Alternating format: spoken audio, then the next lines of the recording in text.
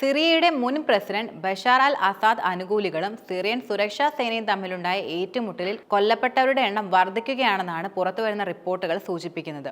ലഡാക്കിയയിലെ തീരദേശ മേഖലയിൽ തുടങ്ങിയ സംഘർഷം ടാർട്ടസിലേക്കും ശക്തമായി വ്യാപിക്കുകയായിരുന്നു. അസദ് അനുകൂലികളുടെ ശക്തി കേന്ദ്രമായ ലഡാക്കിയൻ ഗ്രാമങ്ങളിൽ സൈന്യം ശക്തമായ വ്യോമാക്രമണം നടത്തിയതായിട്ടാണ് ബ്രിട്ടനിലെ സിറിയൻ യുദ്ധ നിരീക്ഷണ സംഘടനയായ Syrian observatory for human rights വെളിപ്പെടുത്തുന്നത്. ലഡാക്കിയയിലേക്ക് കൂടുതൽ സേനയെ അയച്ചതായി സർക്കാർ വെളിപ്പെടുത്തിയിട്ടുമുണ്ട്. സ്ഥിതിഗതികൾ നിയന്ത്രണ വിധേയമാക്കാൻ സൈന്യം ശ്രമിക്കുന്നതായി ദേശീയ വാർത്താ ഏജൻസിയും റിപ്പോർട്ട് ചെയ്യുകയുണ്ടായി. ലത്താക്കിയ പ്രവേശയിലെ ജബ്ലെ പട്ടണത്തിലായിരുന്നു ഈ ആക്രമണം പൊട്ടിപ്പുറപ്പെട്ടത്. അസദിന്റെ സേനയിലെ ദി ടൈഗർ എന്ന വിളിപ്പേരുള്ള കമാൻഡർ ആയിരുന്ന സുഹൈൽ അൽ ഹസന്റെ അനുയായികളായ തോക്കുധാരികൾ സുരക്ഷാ സേനയുടെ ചെക്ക് പോസ്റ്റുകൾ ആക്രമിച്ചതിനെ തുടർന്ന് ശക്തമായി ഏറ്റുമുട്ടലുകൾ ഉണ്ടാവുകയായിരുന്നു.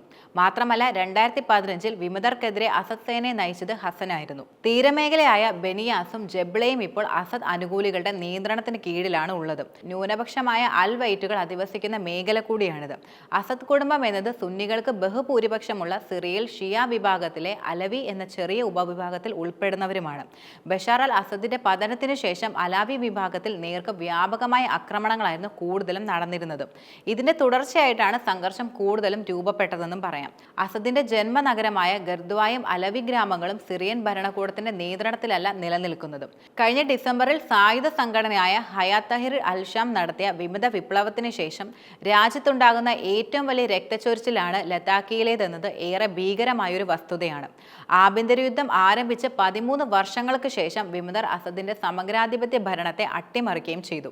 വിമതർ നയിച്ച 11 ദിവസത്തെ വിപ്ലവത്തിനെ തുടർന്ന് അസദ് റഷ്യയിലേക്ക് പലായനം ചെയ്യുകയായിരുന്നു. HDSന്റെ നേതാവായിരുന്ന അഹമ്മദ് അൽ ഷരായാണ് നിലവിൽ സിറിയയുടെ ഇടക്കാല പ്രസിഡന്റ് സ്ഥാനം വഹിക്കുന്നത്. രാജ്യത്തു നിന്നും അസദ് അനുകൂലികളെ ഉന്മൂലനം ചെയ്യുമെന്ന് ഷരായുടെ കീഴിലുള്ള സേന പ്രഖ്യാപനവും നടത്തിയിരുന്നു. കഴിഞ്ഞ 2 ദിവസങ്ങളിലായി നടന്ന ഏറ്റുമുട്ടലുകളിൽ കൊല്ലപ്പെട്ടവരിൽ 50ഓളം പേർ സൈനികരാണ് എന്നതും ഞെട്ടിക്കുന്ന ഒരു വസ്തുതയാണ്. സിറിയയിൽ സുരക്ഷാ സേനയും സ്ഥാനഭ്രഷ്ടനാക്കപ്പെട്ട ബഷർ അൽ അസദിന്റെ അനുയായികളും തമ്മിലുള്ള സംഘർഷം കൂടുതൽ ശക്തമായിക്കൊണ്ടിരിക്കുകയാണിപ്പോൾ. സംഘർഷത്തിലും പ്രതികാര കൊലപാതകങ്ങളിലും 2 ദിവസത്തിനകം ജീവൻ നഷ്ടപ്പെട്ടവരുടെ എണ്ണം 1000 കടന്നുവെന്നാണ് റിപ്പോർട്ടുകളെല്ലാം സൂചിപ്പിക്കുന്നത്. വ്യാഴാഴ്ചയായിരുന്നു സംഘർഷങ്ങൾക്ക് തുടക്കമിട്ടതും. കൊല്ലപ്പെട്ട 745 പേരിൽ സിവിലിയന്മാരാണ് ഉൾപ്പെടുന്നത്. ഇവരിൽ ഭൂരിഭാഗം പേരും തൊട്ടടുത്ത് നിന്നുള്ള വെടിയേറ്റാണ് മരിച്ചതെന്നതും ഏറെ വേദനാജനകമാണ്. ഇവരെ കൂടാതെ 125 സുരക്ഷാ സേന ഉദ്യോഗസ്ഥരും കൊല്ലപ്പെടുകയുണ്ടായി. അസദിനെ അനുകൂലിക്കുന്ന സായുധ സംഘടനകളിലെ 148 പേർക്കും സംഘർഷത്തിൽ ജീവൻ നഷ്ടമായിട്ടുമുണ്ട്.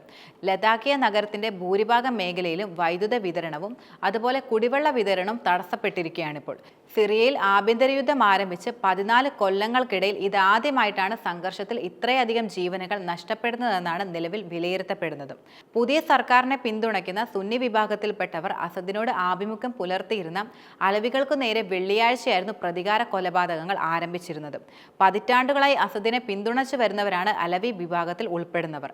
അലവികളുടെ ഗ്രാമങ്ങളിലേക്കും നഗരങ്ങളിലേക്കും എത്തിയ എതിർപക്ഷക്കാർ പുരുഷന്മാരെ വെടിവെച്ച് കൊല്ലുകയും വീടുകൾ കൊള്ളയടിക്കുകയും ചെയ്ത ശേഷം തീ വയ്ക്കുകയും ചെയ്തുവെന്നാണ് പുറത്തുവരുന്ന വിവരങ്ങൾ സൂചിപ്പിക്കുന്നത്.